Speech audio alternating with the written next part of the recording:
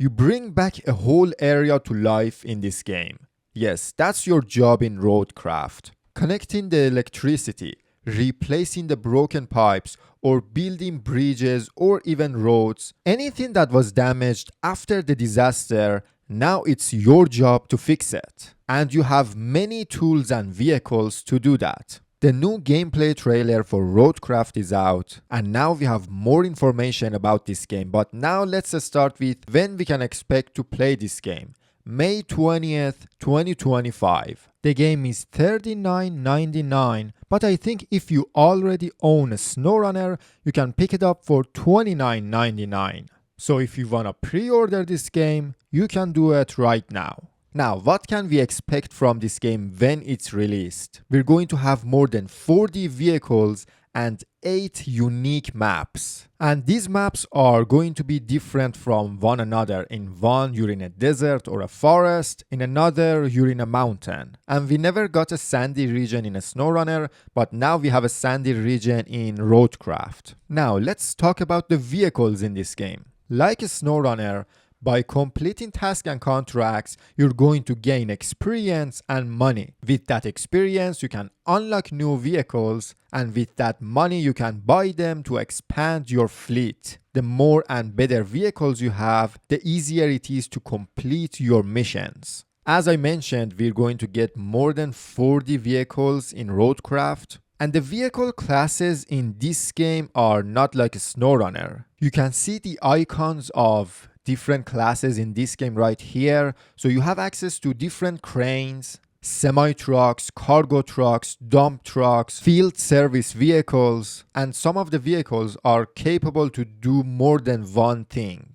And another thing that we didn't have in a SnowRunner, but I think we have it in this game, is different vehicles do the same job, but in a different way. So for example, we have this cable layer, and the laying speed of this one is 9, whatever it is. The tree scanner of this Aramatsu crayfish has a 20-meter range. So I guess different vehicles, maybe another vehicle would do the same job but has like a 30-meter scanner. Maybe, I'm not sure. And even scouts have some unique things. For example, the winch length, the winch strength, the terrain scanner, and the objective scanner. You can see the ranges and stats of different things in front of it. And there is maybe even a weight limit for some of the trucks. This truck right here has a capacity of 20 tons. And this dump truck has a sand capacity of 5 tons. So maybe another dump truck is going to have a sand capacity of like 3 tons. Something like that, I believe.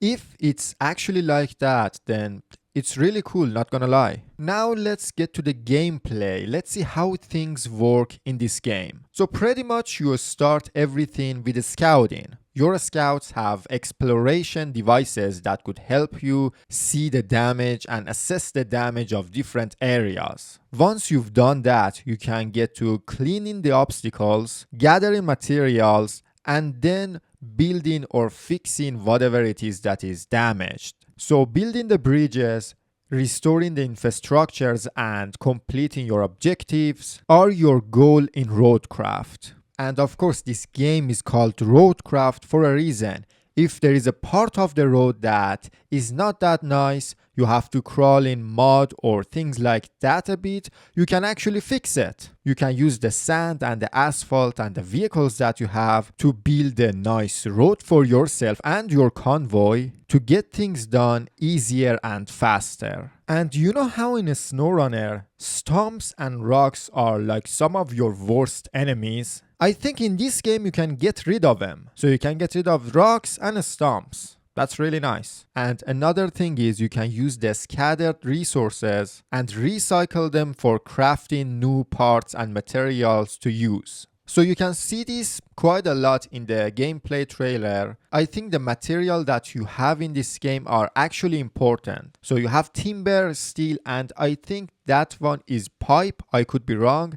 and concrete. You use them for different purposes, as I know. For example, you can use the timber for building wooden bridges. And I think each bridge, depending on the length of that bridge, requires different amount of timber. So for example, for one bridge, maybe you need 4 timber. For another, you need 6 timber. And the same goes for steel and concrete. But I'm not sure what you use the concrete or steel for. Now, how do you get your hands on these material? One of them is by just recycling the parts, or for timber by just chopping down trees and things like that, I believe. And another way to get your hands on this material is with the factories and sand quarries and things like that. And for sand, you actually have access to a mobile quarry, so you don't always need to go back to the sand quarry. You can have the mobile quarry somewhere nearby, something like that.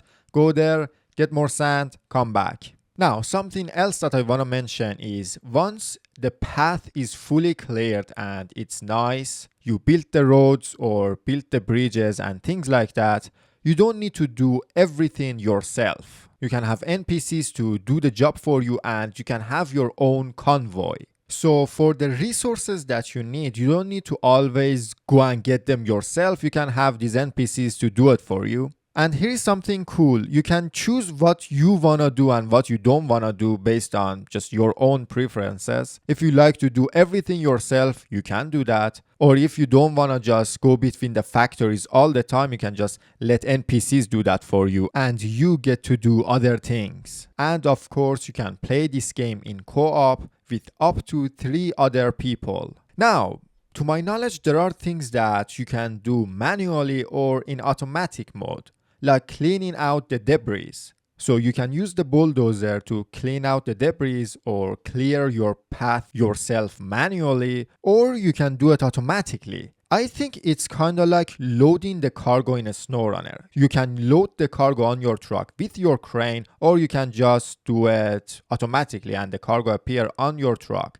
but a bit different. So with the bulldozer, for example, you can control the grader manually or automatically. So I think automatically is going to be easier, manually is going to be a bit more real or more challenging. And I think it's going to be the same for other heavy machinery too. But one thing that I'm not sure about it, but I believe we cannot do it manually, is changing gears. I don't think we have access to manual gearbox in this game either. Now, the graphics of the game looks pretty good to me. It's tough to tell how good the graphics are in a video. You should play it to see how good it is. But the graphics are not that bad, and I feel like they paid more attention to details this time. Now, so overall in RoadCraft, you can basically drive or operate any vehicle that you have in the game. Doesn't matter, it's the crane, or it's the cable layer, or it's the bulldozer, or just a normal scout.